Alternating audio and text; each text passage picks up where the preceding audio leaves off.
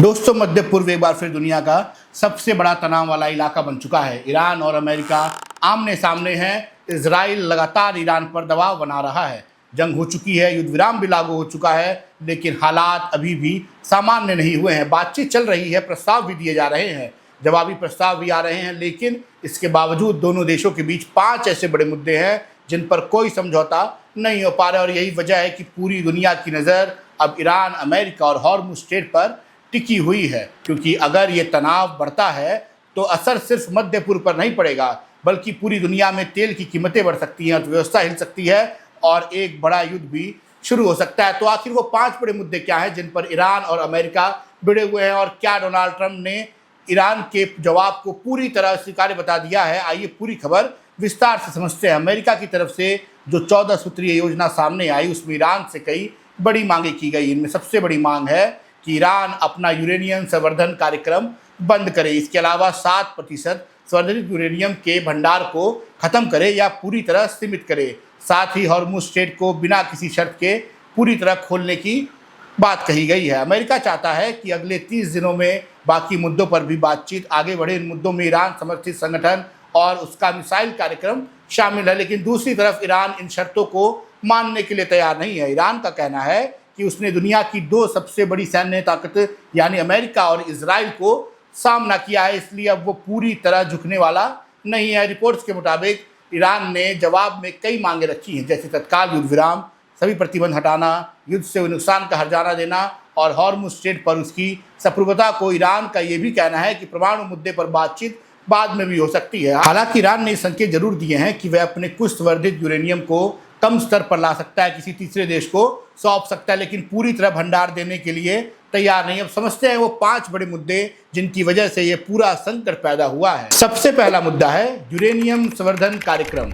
ये इस पूरे विवाद की जड़ है। अमेरिका और इजराइल का मानना है कि ईरान परमाणु हथियार बनाने की दिशा में आगे बढ़ रहा है। दरअसल प्राकृतिक यूरेनियम सीधे इस्तेमाल के लायक नहीं होता, उससे संवर्धित किया जाता है ताकि उसमें यूरेनियम 235 की मात्रा बढ़ सके। कम स्तर का संवर्धन बिजली उत्पादन और रिसर्च के लिए इस्तेमाल होता है। आमतौर पर 3 से 5% संवर्धित यूरेनियम बिजली संयंत्रों में उपयोग होता है, 20% संवर्धन रिसर्च के लिए इस्तेमाल किया जाता है। लेकिन जब संवर्धन का स्तर बहुत ज़्यादा बढ़ने लगता है तो परमाणु हथियार बनाने की आशंका बढ़ जाती है, और यही सबसे बड़ी चिंता है, क्योंकि जंग से पहले ईरान 60% संवर्धन तक पहुंच चुका है। अमेरिका और इजराइल अधिकारियों का कहना है कि इससे ईरान का न्यूक्लियर ब्रेकआउट टाइम बहुत कम हो गया था, यानी कुछ ही हफ्तों में परमाणु हथियार बनाने की क्षमता हासिल कर सकता था। इसी दौरान अंतर्राष्ट्रीय परमाणु ऊर्जा एजेंसी यानी IAEA ने दावा किया है कि ईरान ने हजारों उन्नत सेंट्रीफ्यूज लगा दिए हैं और सब बड़ा भंडार जमा कर लिया है। इसके बाद नतांज, फोटो और इस्फाइन जैसे परमाणु ठिकानों पर अमेरिका ने इजराइल के हमले किए हैं। इन हमलों को परमाणु सुविधाएं क्षतिग्रस्त हो गई और संवर्धन गतिविधियां लगभग रुक गई हैं। अब अमेरिका चाहता है कि ईरान लंबे समय तक या हमेशा के लिए यूरेनियम संवर्धन कार्यक्रम बंद कर दे। डोनाल्ड ट्रंप ने साफ कह चुके हैं कि ईरान का कभी परमाणु हथियार नहीं मिलना चाहिए, लेकिन ईरान इसे अपनी संप्रभुता पर हमला मानता है। ईरान कहता है कि वह सीमित संवर्धन और अंतर्राष्ट्रीय निगरानी मान सकता है, लेकिन पूरा कार्यक्रम बंद नहीं करेगा। अब दूसरा बड़ा मुद्दा है संवर्धित यूरेनियम का भंडार। IAEA के मुताबिक जंग से पहले ईरान के पास लगभग 440 किलोग्राम 60% संवर्धित यूरेनियम मौजूद था। मानना है कि अगर इसे और संवर्धित किया गया तो इससे कई परमाणु हथियार बनाए जा सकते हैं। रिपोर्ट्स के मुताबिक ये भंडार इस्फान के भूमिगत ठिकानों और गहरी सुरंगों में रखा गया था। कुछ रिपोर्ट्स में कहा गया कि हमले के बाद कुछ यूरेनियम मलबे के नीचे दब गए हैं। IAEA प्रमुख राफेल ग्रॉसी ने कहा कि एजेंसी के पास अब इस भंडार की पूरी जानकारी नहीं है, क्योंकि युद्ध के बाद निगरानी लगभग असंभव हो गई है। अमेरिका चाहता है कि यह पूरा भंडार या तो नष्ट कर दिया जाए या अमेरिका या किसी तीसरे देश को सौंप दिया जाए, लेकिन ईरान कहता है कि वह केवल कुछ हिस्सा बाहर भेज सकता है, और वह भी इस शर्त पर कि अगर भविष्य में अमेरिका समझौते से बाहर निकले तो सामग्री वापस लौटाई जाए। अब तीसरा बड़ा मुद्दा है हॉर्मुज़ स्ट्रेट। ये दुनिया का सबसे अहम समुद्री तेल मार्ग माना जाता है। दुनिया के लगभग 20% तेल और गैस की सप्लाई इसी रास्ते से गुजरती है। अगर यह रास्ता बंद हो जाए तो पूरी दुनिया में तेल की कीमतें आसमान छू सकती हैं। अमेरिका चाहता है कि हॉर्मुज़ स्ट्रेट बिना किसी रुकावट के खुला रहे, लेकिन ईरान उससे अपनी सबसे बड़ा दबाव वाला हथियार इसी तरह इस्तेमाल कर रहा है। ईरान कई बार चेतावनी दे चुका है कि अगर उस पर ज़्यादा दबाव बनाया गया तो वह तेल सप्लाई रोक देगा। हालांकि पहले वह केवल धमकी मानी जाती थी, लेकिन हालिया जंग के बाद दुनिया इस खतरे को ज़्यादा गंभीरता से देखने लगी है। ईरान का कहना है कि वह समुद्री सुरक्षा की गारंटी दे सकता है, लेकिन हॉर्मुज़ स्ट्रेट पर नियंत्रण उसका अधिकार है।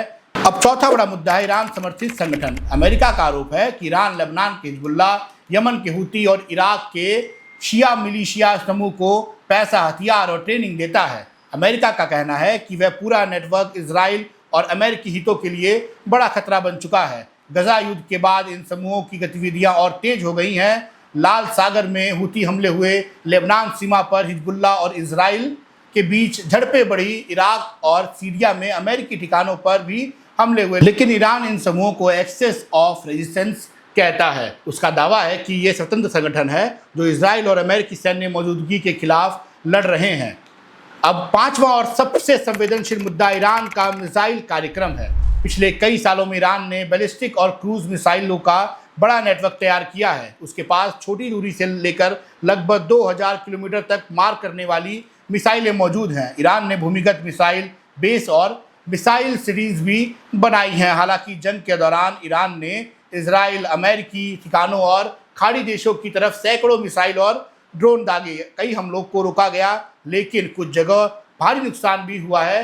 अमेरिका और इसकी सहयोगियों का कहना है कि ईरान का मिसाइल कार्यक्रम पूरे मध्य पूर्व के लिए खतरा है, लेकिन साफ कह दिया है कि उसका मिसाइल कार्यक्रम उसकी आत्मरक्षा का हिस्सा है और इस पर कोई बातचीत नहीं होगी। यानी कुल मिलाकर देखा जाए तो ईरान और अमेरिका के बीच सिर्फ परमाणु कार्यक्रम का विवाद नहीं है, मुद्दा तेल का भी है, समुद्री रास्ते का भी है, मिसाइलों का भी है और पूरे मध्य पूर्व में संतुलन का भी है। यही वजह है कि बातचीत होने के बावजूद समाधान निकलता नहीं दिखाई दे रहा है। और अगर ये तनाव आगे बढ़ता है तो असर सिर्फ ईरान और अमेरिका तक सीमित नहीं रहेगा, बल्कि पूरी दुनिया की अर्थव्यवस्था, तेल बाजार और वैश्विक सुरक्षा पर असर पड़ेगा। इस पूरी खबर पर आपकी क्या राय है, जरूर कमेंट बॉक्स में बताएं। आप देख रहे थे संपन्न भारत, मैं आपके साथ कृष्णा तिवारी। धन्यवाद।